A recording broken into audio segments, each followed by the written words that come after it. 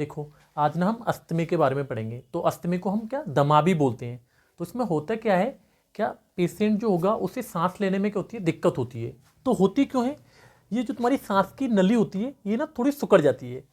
तो जैसे सिकुड़ जाएगी तो इसमें क्या होगा, तुम्हारी वायु क्या होगी, अंदर नहीं आ पाएगी, जिससे क्या होगा उसे सांस लेने में दिक्कत होने लगेगी। तो होता क्यों है ये, जैसे मान लो किन वजह से होता है, जैसे आप ऐसे एरिया में रहते हैं जहाँ पे बहुत ज़्यादा डस्ट है, या मान लो ऐसी फैक्ट्री में आप काम करते हैं जहाँ पे धुआं वगैरह बहुत ज़्यादा है, या आप खुद स्मोकर हैं, आप यानी कि सिगरेट बीड़ी पीते हैं, या मान लो आपको शौकीन है कुत्ते बिल्ली पालने के, तो उनके जो पंख ऊपर जो रुआं लगा होता है वो, या कॉकरोच के पंख वगैरह होते हैं, और भी बहुत सारे कारण हैं हम आगे बताएंगे। तो उनका जैसे मान लो पंख वगैरह या कोई धूल तुम्हारी सांस के नली के अंदर चली गई, ठीक है। अब ये इस तरह से आई, तो इसको अंदर जाने से यानी कि ये फेफड़ों में अगर चला गया मान लो, तो क्या होगा, फेफड़ों को नुकसान पहुंचाएगा। तो इसे अंदर जाने से रोकती है, तुम्हारी जो ब्रोंकस होता है ये सिकुड़ने लगता है ताकि ये अंदर न जाए। अब ये होता तो फायदे के लिए, क्योंकि भाई अच्छी बात है कि धूल धनकड़ अंदर न जाए हमारे लंग्स के। लेकिन क्या होता है, कुछ पेशेंट ऐसे होते हैं, ये क्या होता है उनका हाइपर सेंसिटिविटी शो करता है, यानी कि मान लो धूल थोड़ी बहुत ही गई और ये क्या हुआ, बहुत ज़्यादा सिकुड़ने लगा। अब उससे क्या होगा, उसे सांस लेने में दिक्कत आने लगेगी। तो देखो मैंने इसे लिख रखा है, जैसे क्रोनिक, क्रोनिक मीन्स क्या होता है, यानी कि बहुत लंबे समय से इन्फ्लामेशन हो रखा है, मतलब कहाँ पे, तुम्हारे एयर बेस, जैसे मान लो मोस्टली क्या मैंने ब्रोंकस में हो रखा है, क्योंकि मैंने लिख रखा है ब्रोंकाई। तो जैसे मान लो जहाँ पे अगर इन्फ्लेमेशन होता है कहीं पे, तो वो एरिया क्या होता है, सूज जाता है, ठीक है। अगर मान लो जैसे ये वाली तुम्हारी नली है सांस की, ठीक, और ये सूज गई इस तरह से, ठीक है, तो एरिया क्या हुआ, कम हो गया, तो एरिया क्या हो जाएगा, नैरो भी हो जाएगा, ठीक। और साथ में क्या होगा, प्रोड्यूस करेगा एक्स्ट्रा म्यूकस। तुम्हारी जो सांस की नली होती है इसमें म्यूकस सिक्रेटरी ग्लैंड होती है, जो क्या करती है, म्यूकस को सीक्रेट करती है। जैसे मान लो धूल कोई तुम्हारे अंदर गई तो उससे क्या होगा, म्यूकस अटैच हो जाएगा। और यहाँ पे सीलियरी ग्लैंड भी होती है साथ में, ठीक है। तो ये सीलिया क्या होता है, ऊपर को मूवमेंट करते रहते हैं और ये म्यूकस बाहर निकल जाता है धूल से अटैच हुआ, ठीक है। तो एक्स्ट्रा प्रोड्यूस करेगा एक्स्ट्रा म्यूकस के लिए, ठीक है। तो मान लो अगर म्यूकस ज़्यादा बनने लगा तो इस एरिया में इकट्ठा होने लगेगा वो म्यूकस यहाँ पे सब में, ठीक है। तो जिससे क्या होगा, तुम्हारी वायु क्या होगी, अंदर नहीं आएगी, और वायु में क्या है, ऑक्सीजन है। तो जिससे क्या होगा, तुम्हें डिफिकल्टी इन ब्रीथ, ठीक। तो अस्थमा जो होता है तुम्हारा वो दो टाइप्स का होता है, जो देखो मैंने लिख रखा है, यानी कि एटोपिक होता है और एक नॉन एटोपिक। तो जो एटोपिक होता है वो मोस्टली एलर्जन की वजह से होता है।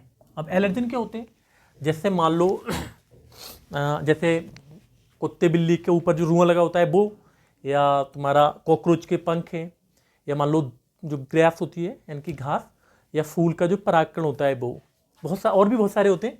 तो उन एलर्जेंस की वजह से ये होता है तुम्हारा एटोपिक अस्थमा। और जो नॉन एटोपिक है वो इसकी वजह से नहीं होता है, यानी कि बिना एलर्जेंस की वजह से होता है। इसमें क्या होगा, जो एटोपिक अस्थमा है इसमें फैमिली हिस्ट्री होती है। फैमिली हिस्ट्री उनके पेरेंट्स में, या तो माँ को या उसकी फादर्स के लिए अस्थमे की शिकायत होगी या एलर्जी की शिकायत होगी। इसमें ऐसा कुछ नहीं होता, यानी कि कोई फैमिली हिस्ट्री नहीं है। और ये क्या होता है, बहुत जल्दी, यानी कि 10 साल से पहले ही शुरू हो जाता है, और ये लेट एज में शुरू होता है, ये वाला जो अस्थमा होता है, यानी कि नॉन एटोपिक। और इसमें जो होता है मोस्टली मेल के यानी कि देखने को मिलेगा ज़्यादातर आपको। और इसमें दोनों यानी कि फीमेल और मेल क्या होते हैं, इक्वल इफेक्टेड होते हैं। फैमिली हिस्ट्री को मैंने लिख भी रखा है, जैसे राइनाइटिस की हिस्ट्री होगी या डर्मेटाइटिस की, जैसे मान लो स्किन पे कुछ लग गया और उस पर खुजली पड़ने लगी, राइनाइटिस मतलब बार बार से छींके वगैरह आती हैं, ठीक। तो हम देखो इसकी यानी कि एटोपिक अस्थमा की क्या पढ़ेंगे, पैथोलॉजी पढ़ेंगे, ठीक है। देखो अब ना हम अस्थमा की क्या करेंगे, पैथोलॉजी पढ़ेंगे। पैथोलॉजी किसकी है, यानी कि इसकी एटोपिक अस्थमा की।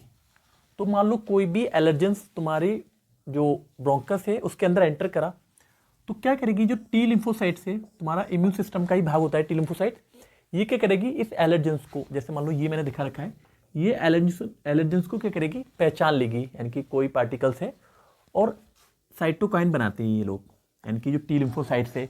तो टी लिम्फोसाइट जो साइटोकाइन बनाएंगे वो दो प्रकार के बनाते हैं, एक तो इंटरल्यूकिन 4 और इंटरल्यूकिन 5, ठीक है। तो जो इंटरल्यूकिन 4 है ये, तो ये क्या करते हैं, यानी कि जो बी लिम्फोसाइट्स है उनसे बोलते हैं कि आप एंटीबॉडीज का फॉर्मेशन करें, ठीक है। तो हम एंटीबॉडीज़ को जो शो करते हैं इस तरह से करते हैं, आपने खूब पढ़ी होगी एंटीबॉडीज़ की स्ट्रक्चर को। तो जो एंटीबॉडीज़ है ये, ठीक है, तो ये क्या करेगी, इस वाले जो एलर्जेंस तुम्हारे ब्रोंकस में एंटर कर गया है उसको पकड़ लेगी, ठीक, और क्या बनाएगी, एक इम्यून कॉम्प्लेक्स बनाएगी, ठीक है। अब ये इम्यून कॉम्प्लेक्स क्या होगा, तुम्हारे मास्ट सेल से अटैच हो जाएगा, देखो ये, ठीक है, उसका न्यूक्लियस होगा मास्ट सेल के अंदर, ठीक है। तो ये क्या करेगा, मास्ट सेल से अटैच हो जाएगा। अब तुम्हारी मास्ट सेल क्या करेगी, तीन चीजें बनाएगी, एक तो हिस्टामिन का फॉर्मेशन करेगी, ल्यूकोट्रीन का फॉर्मेशन करेगी और प्रोस्टाग्लैंडिन का फॉर्मेशन करेगी। तो जो तुम्हारा हिस्टामिन है, तो हिस्टामिन का काम क्या होता है, ये क्या करेगी, ब्रोंकोस्पाज्म कराएगी। जो तुम्हारा ब्रोंकस है ये, इसको क्या करेगी, सिकोड़ देगी ताकि जो एलर्जेंस है वो तुम्हारे लंग्स के अंदर एंटर ना करे। दूसरा क्या करेगी, म्यूकस के सीक्रेशन को क्या करेगी, ये बढ़ा देगा।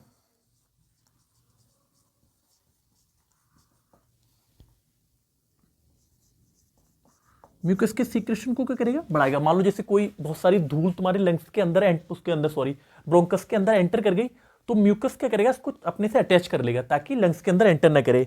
और क्या करेगा, ईसोनोफिल को बुला लेगा।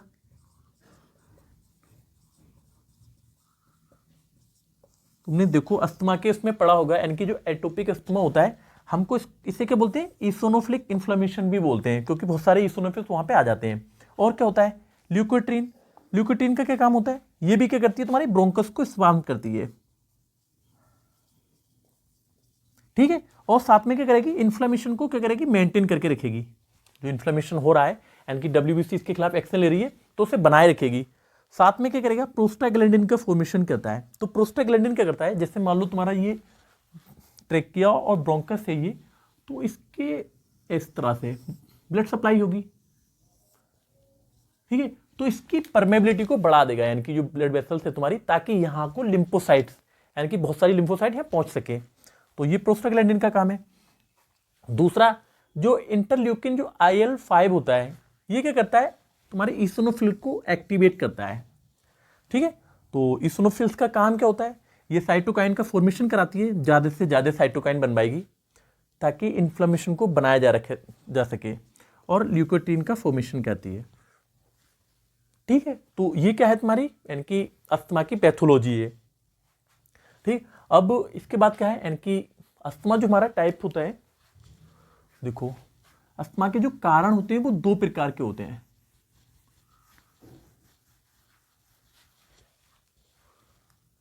तो अस्थमा का अगर मैं काज लिखूं तो वो दो प्रकार का होता है। एक तो जेनेटिक होता है,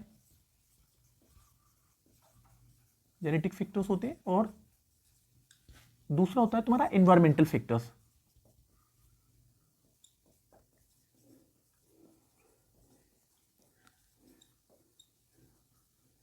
तो देखो जैसे मान लो कुछ लोग क्या होते हैं, मतलब उनकी जेनेटिक टेंडेंसी इस तरह की होती है, मान लो थोड़ी सी धूल के अंदर गए, ऐसा तो है नहीं, क्या जो गांव के लोग होते हैं वो तो खूब धूल के अंदर खेलते हैं, तो उनका तो ऐसा नहीं कि ब्रोंकस स्पाज्म में चला जाए, यानी कि सुकड़ जाए।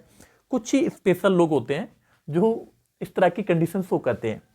तो जैसे जेनेटिक्स में क्या है, जैसे उनकी जीन में थोड़ा बहुत डिफेक्ट हो गया, ताकि उसकी वजह से क्या हुआ, उनका ब्रोंकस जरा सी धूल को सहन नहीं कर पा रहा।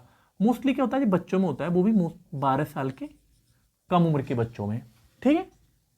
और ये लोग क्या करते हैं, फैमिली हिस्ट्री को शो करते हैं, यानी कि इनके पेरेंट्स को, या तो मम्मी को या फादर को ऐसी कंडीशन होगी कि वो धूल में जरा से निकल रहे हैं तो उन्हें एलर्जी हो रही है। दूसरा एनवायरमेंटल फैक्टर्स होता है, बहुत सारे एनवायरमेंटल फैक्टर्स होते हैं, ठीक है, जो स्टिमुलेट करते हैं तुम्हारे अस्थमे के लिए, ठीक। तो अब अस्थमे के क्या क्या ट्रिगर्स होते हैं, जैसे मान लो कुछ चीज़ें होती हैं आपके संपर्क में आए, जैसे मान लो अस्थमे के पेशेंट को अगर आप कोल्ड इन्वायरमेंट में ले जाएं तो क्या होगा, वो एकदम अटैक आने लगेगा अस्थमे का उसके लिए। या मान लो आप डस्ट के पास ले गए उसे, या ठीक है, तो बहुत सारे वो हमसे। देखो आज ना हम अस्थमा के ट्रिगर्स, यानी कि ऐसे कारण जिसके संपर्क में आने पे अस्थमा क्या होता है, अस्थमा का आपको अटैक आ सकता है। जैसे मान लो एलर्जेंस है, एलर्जन क्या होते हैं, जैसे मान लो ग्रासेस, इनकी जब आप गांव में से हैं तो आपको खूब पता होगा घास क्या होती है, शहर वालों को भी पता होता है। पॉलिन्स, यानी कि जो फूल के ऊपर होता है, यानी कि इसको हम परागकण बोलते हैं। फूड मटेरियल, बहुत सारे फूड ऐसे होते हैं जिससे आपको एलर्जी होती है, ठीक। या फिर डस्ट, डस्ट मीन्स यानी कि धूल, या फिर एनिमल्स, एनिमल्स के जैसे बर्ड्स हैं, पक्षी, या बिल्ली के ऊपर जो पंख होते हैं, या कॉकरोच, ठीक है। तो इसके जो पंख होते हैं, जैसे बिल्ली के तो रुआं होता है, सो कॉकरोच और इसके पंख, ठीक है। तो इससे भी बहुत सारे बच्चों को एलर्जी होती है, ठीक है, या बड़े लोग होते हैं।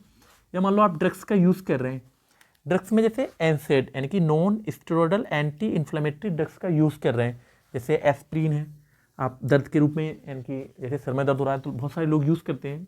या ब्रूफेन है, आपके चोट लग गई तो आप इसे यूज़ करते हैं। तो अगर आप अस्थमा के पेशेंट हैं तो इन चीज़ों को यूज़ ना करें। या मान लो बीटा ब्लॉकर्स यूज़ कर रहे हैं, बीटा ब्लॉकर में जैसे एटिनोनॉल है या मेट्रोप्रोलोल है, तो इसमें तुमने देखा होगा जो जिनकी हार्ट की गति को धीमा करता है, जो तुम्हारा बीटा ब्लॉकर्स होता है, तो जैसे हाइपर टेंशन के पेशेंट को हम देते हैं इसे। तो आपको, या फिर मान लो जो माइग्रेन के पेशेंट होते हैं उनके लिए यूज़ कराते हैं, तो आपको क्या करना है, ये यूज़ नहीं करना है अगर आप अस्थमा के पेशेंट हैं तब। या मान लो कोल्ड इन्वायरमेंट, जैसे आप ऐसी जगह चले गए जैसे नैनीताल शिमला चले गए, तो क्या होगा, उससे भी तुम्हारा अस्थमा का अटैक आ सकता है। या मान लो इमोशनल फैक्टर्स, जैसे इमोशनल में मतलब जैसे मान लो आप स्ट्रेस में बहुत ज़्यादा किसी चीज़ को लेके, या फिर एंजाइटी है, ठीक, तो इसकी वजह से भी क्या हो सकता है, अटैक आ सकता है अस्थमा का आपको। या मान लो आप एक्सरसाइज मान लो जैसे आप कोई मतलब आप रनिंग करने लगे, ठीक है, या आप जिम ज्वाइन कर लिया आपने, तो उसकी वजह से भी क्या हो सकता है, आपको अस्थमा का अटैक आ सकता है। तो ये क्या है, ट्रिगर पॉइंट है अस्थमा के। अगर आप इन चीज़ों का यूज़ करेंगे तो, या फिर ऐसे इन्वायरमेंट में चले गए आप, तो आपको अस्थमा का अटैक आ सकता है। तो इसके बाद हम यानी कि अस्थमा की ड्रग्स के बारे में पढ़ेंगे, सॉरी मतलब क्लिनिकल